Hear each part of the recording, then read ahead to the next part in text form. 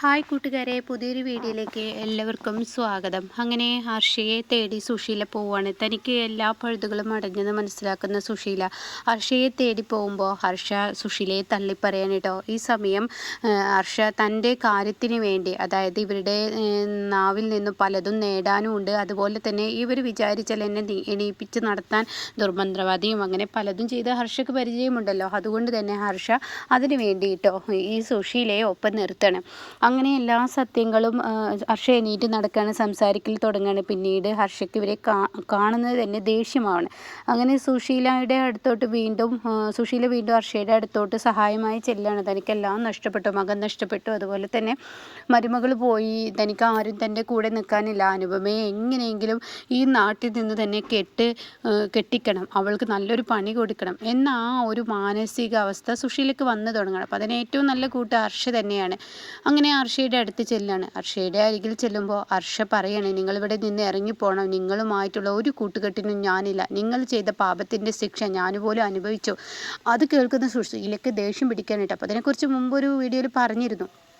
അങ്ങനെ സുശീലയ്ക്ക് ദേഷ്യം പിടിക്കുക. സുശീല പറയണേ, നീ അങ്ങനെ പറയുകയാണെങ്കിൽ നീ ഇത്ര നല്ലവളല്ല. അപ്പോൾ രവിയും അവിടെ ചീത്ത പറയുന്നുണ്ട്, സുശീല പോ എന്ന് പറയുന്നുണ്ട്. നിങ്ങളെ ഇത്രയും നേരം ഞാൻ ആൻറ്റി എന്നൊക്കെ വിളിച്ചത്, ഇനി നിങ്ങളെ തള്ള സ്ത്രീ എന്നൊക്കെ വിളിക്കേണ്ടി വരും, അതുകൊണ്ട് മര്യാദയ്ക്ക് ഇറങ്ങിപ്പോ, നിങ്ങളിവിടെ നിർത്താൻ പറ്റത്തില്ല, നിങ്ങൾ അത്രയും വൃത്തികെട്ട സ്ത്രീയാണ്. നിങ്ങൾ നിൽക്കുന്നോറും ഈ കുടുംബം, എൻ്റെ കുഞ്ഞ്, അതൊക്കെ നാശമാവും, അതൊക്കെ കണ്ടു വളരുന്നവരാണ്, അതുകൊണ്ട് ഇവിടെ നിൽക്കാൻ പാടില്ല എന്നുള്ള ആ ഒരു ഇത് പറയാൻ കേട്ടോ. അപ്പോൾ ഈ സമയം ഈ വാക്കുകൾ അങ്ങ് കേൾക്കുമ്പോൾ അതങ്ങ് ദേഷ്യം പിടിക്കുകയാണ് സുശീലയ്ക്ക്. അങ്ങനെ സുശീല ഇടുപിടുന്നതിനെ പറയണേ, നിൻ്റെ കയ്യിലിരിക്കുന്ന കുഞ്ഞ് അത് നിൻ്റേതല്ലടി, ആ കുഞ്ഞ് ഈ പറയുന്ന എൻ്റെ മകൻ്റെ അല്ലേ എന്ന് പറയട്ടോ. ഇത് കേൾക്കുന്ന രവി ആകെ സ്തംഭിച്ചു പോയി. രവി എത്രയോ വട്ടം അന്വേഷണത്തിന് ഇറങ്ങിയതാണ്, ആ കുഞ്ഞ് തൻ്റെ ആണോ എന്നുള്ള സംശയം രവിയിൽ ഉണ്ടായതാണ്, അത് ഇപ്പോൾ യാഥാർത്ഥ്യമായിരിക്കുന്നു.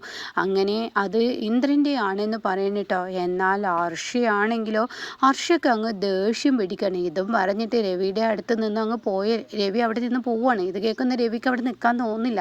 അങ്ങനെ രവി ഇറങ്ങിപ്പോവാണ്. രവി ഇറങ്ങി പോകുമ്പോൾ ഹർഷയുടെ പിടിവിട്ടു പോവാണ്. ഒരു നിമിഷം, ഒരു നേരം രവിയെ കാണാതിരിക്കാൻ പറ്റാത്ത അത്രയും അവസ്ഥയിൽ എത്തിയിട്ടുണ്ടാവും കേട്ടോ.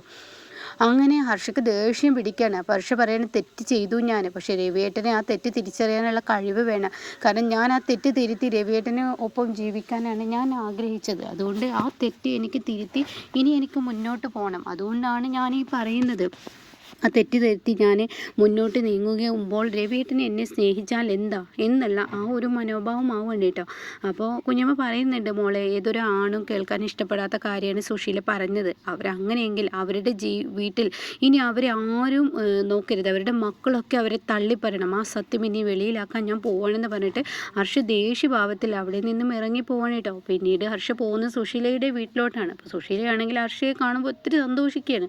കാരണം തനിക്ക് ആഗ്രഹിച്ചത് ഹർഷയെ കിട്ടാൻ വേണ്ടിയാണ്. അപ്പോൾ ഹർഷയെ, നീ കയറിയിരിക്കുക, ഞാൻ അപ്പോഴത്തെ ദേഷ്യത്തിൽ അങ്ങനെയൊക്കെ പറഞ്ഞു എന്നുള്ളൂ, പക്ഷേ നീ എനിക്കൊപ്പം നിൽക്കില്ല എന്നുള്ളത് കൊണ്ടാണ് ഞാനത് പറഞ്ഞത്, നീ എന്നോട് ക്ഷമിക്കണം എന്നൊക്കെ പറയാണ് കേട്ടോ. അങ്ങനെ ഈ സുശീല ഈ വാക്കുകൾ പറഞ്ഞിട്ട് ഹർഷയെ സ്വീകരിക്കുമ്പോഴേക്കും ഹർഷ പറയാണ്, നിങ്ങളെന്ന വൃത്തികെട്ടിയ സ്ത്രീയുടെ കൂടെ ഞാൻ കൂട്ടുകൂട്ടിയിരുന്നു ഒരു കാലത്ത്, അതിൻ്റെ ദൈവം എനിക്കൊരു ശിക്ഷ തന്നു, ഞാൻ കോമാ സ്റ്റേജിൽ കിടക്കുകയായിരുന്നു, പക്ഷേ എൻ്റെ ഭർത്താവിൻ്റെ മൂല്യം അറിയാതെ നിങ്ങളുടെ മകൻ്റെ കൂടെ ഞാൻ നടന്നു എന്നുള്ളത് സത്യം തന്നെയാണ്, അതില്ലാത്തതൊന്നല്ല. പക്ഷേ നിങ്ങളുടെ മകനെ കൂട്ടിത്തന്നത് ആരാണ് അത് ചെയ്തത്? ഏതൊരമ്മയും ചെയ്യാൻ പാടില്ലാത്ത പ്രവൃത്തിയല്ലേ നിങ്ങൾ എന്നോട് ചെയ്തത്?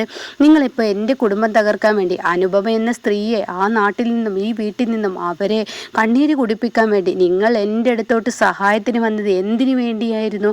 അനുപമ എന്ന സ്ത്രീയെ ഇല്ലാതാക്കാൻ. ഈ അനുപമ എന്ന സ്ത്രീയെ ഇല്ലാതാക്കാൻ തന്നെ ഇല്ലായിരുന്നു പിന്നെ നിങ്ങൾ മുമ്പ് ഇതുപോലെ ഓരോ കാര്യങ്ങൾ ചെയ്തിരുന്ന നിങ്ങളുടെ സ്വന്തം മകന് മറ്റൊരു പെണ്ണിനെ കൂട്ടിക്കൊടുക്കുന്ന ഒരമ്മ എവിടെയെങ്കിലും ഉണ്ടാവുമോ? ഈ ലോകത്ത് തന്നെ അങ്ങനെ ഒരു അമ്മയുണ്ടോ? നിങ്ങളൊന്ന് ചിന്തിച്ച് നോക്കൂ സ്ത്രീ, നിങ്ങൾ എന്തൊക്കെയാണ് കാട്ടിക്കൂട്ടുന്നത് തള്ളേ. എന്നിട്ടിപ്പോൾ എൻ്റെ ജീവിതം തകർക്കാൻ വേണ്ടി വന്നിരിക്കുന്നു. അനുപമയെ തകർക്കാൻ എനിക്ക് പറ്റില്ലെന്ന് പറഞ്ഞപ്പോൾ നിങ്ങൾക്കത് പറ്റിയില്ല. അതിന് വേണ്ടി എൻ്റെ കുഞ്ഞ് രവേട്ടനെ കുഞ്ഞല്ല എന്ന് നിങ്ങൾ പറഞ്ഞില്ലേ? അത് കേൾക്കുന്നതിനോട് കൂടി ഹർഷേ, നീ എന്തായി പറയുന്നത്? ഇവിടെ സോനയുണ്ട്, മറ്റുള്ളവരുണ്ട്, കേൾക്കും ഹർഷേ, ദയവ് ചെയ്ത് അത് കേട്ട് സത്യനൊക്കെ പുറത്തോട്ട് വരികയാണ് കേട്ടോ. അപ്പോൾ സത്യനും സോനയൊക്കെ വരികയാണ്. അപ്പോൾ സോന പറയണ ഹർഷേ നീ എന്താ ഇവിടെ നിന്ന് പറയുന്നത്, നിങ്ങളോട് ഇവിടോട്ട് കയറരുതെന്ന് പറഞ്ഞതല്ലേ എന്ന് സത്യൻ അപ്പോഴേക്കും പറയാം. അപ്പോൾ സോന അപ്പുറത്ത് വേറെയും പറയുന്നുണ്ട്. ആ സമയം സത്യനോടും അതുപോലെ സോനയോടും നിങ്ങൾക്കെല്ലാവർക്കും എന്നോട് ദേഷ്യമായിരിക്കും, അറപ്പും വെറുപ്പും ഒക്കെ ആയിരിക്കും. പക്ഷെ ഞാനൊരു കാര്യം പറയാം, ഞാൻ ഒരുപാട് തെറ്റ് ചെയ്ത സ്ത്രീയാണ്. അനുപമ എന്ന സ്ത്രീയെ ഇന്ദ്രൻ എന്ന വ്യക്തിയെ സ്വന്തമാക്കാനും നടന്ന ഒരു വ്യക്തിയാണ്. പക്ഷെ എൻ്റെ തെറ്റുകൾ എനിക്ക് മനസ്സിലായി. എൻ്റെ ഭർത്താവുമൊത്ത് ഞാൻ ജീവിക്കുമ്പോൾ ഇവർ വീണ്ടും വന്നിരിക്കുന്നു. ഇപ്പോൾ അനുപമയെ തകർക്കാൻ, എന്നെ കൂട്ടുപിടിക്കാൻ. അപ്പോൾ ഇവരെ അനുപമയെ തകർക്കാൻ ഞാൻ നിൽക്കില്ല എന്ന് ഇവരുടെ മുഖത്തിടിച്ച് ഞാൻ പറഞ്ഞപ്പോൾ ഇവർ പറയുകയാണ് എന്നോട്, നിങ്ങൾ സ്വന്തം എൻ്റെ കയ്യിലുള്ള കുഞ്ഞ് ഇന്ദ്രൻ്റെ കുഞ്ഞല്ലേ എന്ന്. എന്തിന് ജോത്സ്യൻ്റെ അടുത്ത് പോയിട്ട് കള്ളങ്ങളെല്ലാം പറയിപ്പിച്ചത് ഇവരാണ്, പൈസ കൊടുത്തിട്ടാണ് ഇതൊക്കെ ചെയ്യിപ്പിച്ചത്. എന്നിട്ടിപ്പോൾ എൻ്റെ ഭർത്താവിനോട് അതൊന്ന് വന്ന് പറഞ്ഞതിന് ശേഷം എൻ്റെ ഭർത്താവ് എന്നേക്ക് കുറച്ച് ദിവസമായി എന്നിൽ നിന്ന് വിട്ടുപോയിട്ട് രവേട്ടൻ എവിടെയെന്ന് പോലും എനിക്കറിയില്ല. രവിയേട്ടനില്ലാതെ എനിക്ക് ജീവിക്കാൻ കഴിയില്ല. എനിക്ക് ഇന്ന് ജീവിതം തിരികെ പിടിച്ചു തന്നത് എൻ്റെ രവിയേട്ടനാണ്.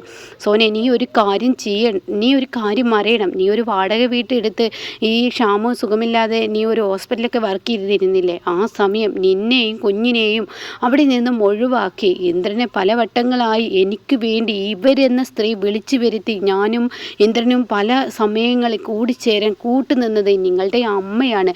അതുകൊണ്ട് നീ ഒന്ന് ചിന്തിച്ച് സോനെ, പണത്തിന് വേണ്ടി സ്വന്തം മകൾക്കും അതുപോലെ തന്നെ ഈ നിൽക്കുന്ന പ്രതിഭക്കും മറ്റുള്ളവർക്കും ഒക്കെ ആളെ വിളിച്ച് കൂട്ടാൻ ഇവരും മടിക്കില്ല.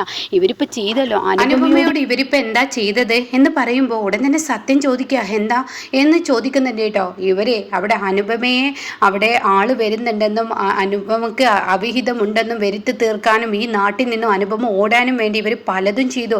അതൊന്നും നിങ്ങൾ അറിഞ്ഞിട്ടില്ലേ? ഇവരെന്ന സ്ത്രീ സ്വന്തം മകൻ്റെ ജീവിതം നശിപ്പിക്കാനായിട്ട് നടക്കുകയാണ്. സ്വന്തം മകൻ്റെ ജീവിതം നശിച്ചാലും മരുമകളുടെ ജീവിതം നന്നായി പോട്ടെ എന്നാൽ മരുമകളുടെ ജീവിതം നശിച്ച് കാണണമെന്നുള്ള ആ ഒരു മനോഭാവമാണ് ഇവരിൽ ഉള്ളതെന്ന് പറയുന്നത് കേട്ടോ. ഇത് കേൾക്കുന്ന സത്യനും സോനയൊക്കെ ആകെ പകച്ചു പോവാണ്.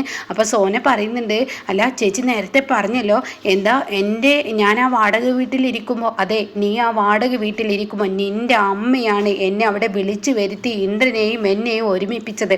എന്നിട്ട് ഇവർ ഓരോന്ന് കാട്ടിക്കൂട്ടിയിട്ടും ഇവർ ഓരോ അവിഹിതം ഉണ്ടാക്കുമ്പോഴും സ്വന്തം മകനെതിരെയും അതുപോലെ തന്നെ മകനെ വെച്ച് മരുമകളെ നശിപ്പിക്കുക എന്നുള്ള ഒരു മനോഭാവത്തിൽ ഇവരെന്തെല്ലാം ചെയ്തു കൂട്ടിയിട്ടുണ്ടെന്നറിയോ? ഇപ്പോൾ ഞാനത് തുറന്നടിച്ചു പറഞ്ഞു, എൻ്റെ തെറ്റ് എനിക്ക് തിരിച്ചറിഞ്ഞു. ഇനിയും എനിക്ക് ആ തെറ്റിലൂടെ പോകാൻ എനിക്ക് താല്പര്യമില്ല. അതുകൊണ്ട് തന്നെ എൻ്റെ ജീവിതത്തിൽ അതൊരർത്ഥമില്ല എന്ന് മനസ്സിലാക്കിയത് കൊണ്ട് തന്നെ ഞാനിപ്പോൾ രവിയേട്ടനുമായി നന്നായി ജീവിക്കുന്നത് കാണുമ്പോൾ ഇപ്പോൾ അനുപമക്ക് ഞാൻ തിരിച്ചെടുക്കാൻ ഒപ്പം നിൽക്കുന്നെന്ന് കണ്ടപ്പോൾ ഇവർ പലതും വിളിച്ചു പറഞ്ഞിരിക്കുകയാണ്. നിങ്ങളുടെ അമ്മയെ നിങ്ങൾ സൂക്ഷിച്ച സോനെ, നാളെ നിൻ്റെ ഷ്യാമിൻ്റെ കൂടെ വേറൊരുത്തിയെ കെടുത്താനും നിൻ്റെ അമ്മ മടിക്കില്ല. നിന്നെ വേറൊരാൾ കെട്ടാൻ, ഒരു പണമുള്ള ഒരാൾ കെട്ടാൻ തയ്യാറാണെന്ന് പറഞ്ഞിട്ട് ഈ പറയുന്ന നിൻ്റെ അമ്മയുടെ മുന്നിലോട്ട് വന്നു കഴിഞ്ഞാൽ നിനക്ക് നാളെ നിൻ്റെ ഷ്യാമിൻ്റെ കൂടെ വേറൊരുത്തി കിടന്നു എന്നും വേറൊരുത്തി നടക്കുന്നുണ്ടെന്നും പലതും പറഞ്ഞു പരത്താൻ ഇവർ മടിക്കില്ല. സ്വന്തം മക്കളുടെ ജീവൻ തകർക്കുന്ന വൃത്തികെട്ട യക്ഷിയാണ് ഇവരെ പോലെ ഒരു സ്ത്രീ ഒരു ലോകത്തും ഉണ്ടാവില്ല. പണത്തിന് പിറകിൽ മാത്രം ഓടുകയാണ് ഇവരുടെ ലക്ഷ്യം എന്നൊക്കെ പറയുമ്പോൾ സോനെ ഇപ്പോൾ കേട്ടില്ലേ, പഠിച്ചോ, ഇത് ഞാൻ മുമ്പ് എന്നോട് പറഞ്ഞതാണ്. നീ ഒപ്പം നിന്നതിനുള്ള ശിക്ഷ നിനക്ക് കിട്ടിയില്ലേ, ഇനി നീ എന്താച്ചാൽ അനുഭവിച്ചോ. എനിക്ക് എൻ്റെ കുഞ്ഞിനെ വളർത്തണം, അവൾ നല്ല നിലക്ക് വളരണം. അതുകൊണ്ട് ഞാൻ എൻ്റെ കുഞ്ഞിനെയും കൊണ്ടുപോവുകയാണ്. ഇവിടെ നിൻ്റെ ഒപ്പം നീ നിൽക്കുകയാണെങ്കിൽ, നീ നിൻ്റെ അമ്മക്കൊപ്പം നിൽക്കുകയാണെങ്കിൽ നീ നിന്നോ, പക്ഷെ എൻ്റെ കുഞ്ഞിനെ ഞാൻ വിട്ടുതരില്ല. ഇവരെ പോലെ വൃത്തികേട് ചെയ്യുന്ന സ്ത്രീയുടെ കൂടെ മക്കളെ വളർത്താൻ പറ്റില്ലെന്ന് പറയട്ടോ. എന്നാൽ സത്യനാണെങ്കിലോ ഇത് കേൾക്കുന്നതിനോട് കൂടി സത്യൻ അവിടെ നിന്ന് ഇറങ്ങാൻ ഒരുങ്ങാണ്. സത്യനോട് പറയാണ് പ്രതിഭയുടെ വയറ്റിൽ കിടക്കുന്ന കുഞ്ഞിൻ്റെ ആ കഥ പറയുന്നുണ്ട് കേട്ടോ. അപ്പോൾ അതൊക്കെ അടുത്ത റിവ്യൂവിൽ പറയാം കേട്ടോ. അപ്പോൾ ഇതുപോലെ അപ്കമിങ് റിവ്യൂ കേൾക്കാൻ താല്പര്യമുള്ളവർ ചാനൽ സബ്സ്ക്രൈബ് ചെയ്ത് സപ്പോർട്ട് ചെയ്യണേ.